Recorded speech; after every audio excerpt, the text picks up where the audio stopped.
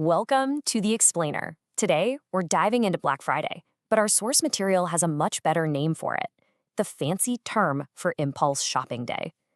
And honestly, that's exactly what we're going to unpack, the psychology, the history, and the strategies you really need to survive it. Okay, this gets right to the heart of it all. See, Black Friday isn't just about sales. It's a super carefully planned psychological play. The main idea here is that retailers often understand our buying habits even better than we do. So how on earth do they do it?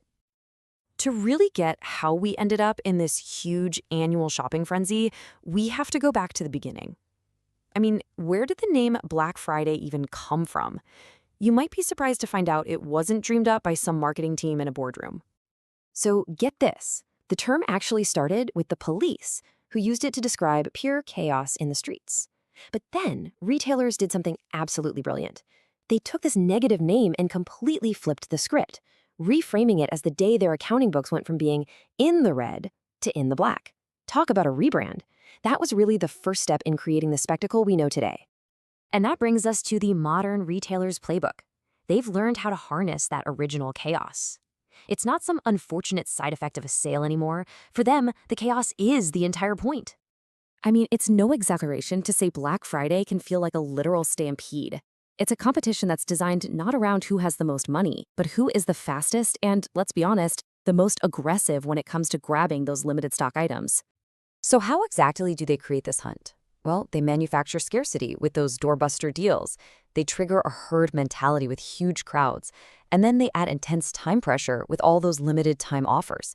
It's basically a perfect storm, all designed to bypass your rational brain and activate your primal competitive instincts. Now, to see just how easily any one of us can get swept up in this, let's look at a story from our source about the author's first big Black Friday experience way back in 2014. And it all starts with a chicken. So, ignoring all the TVs and the fancy appliances, they focused on a very basic need, food. They spotted what looked like an unbelievable deal on chicken, filled their cart right up, and felt this huge sense of victory. They'd beaten the system. Or so they thought. This was the magic number, a price so ridiculously low, it just felt like a steal, a clear win against the store. It triggers that rush you get from finding a bargain, and that feeling is so central to the whole Black Friday experience. But that victorious feeling totally faded once they got home. The price wasn't per item, it was per kilogram. It's such a classic retail tactic, right? You use a smaller number on the tag to make the total price seem much, much lower than it actually is. A lesson learned the hard way.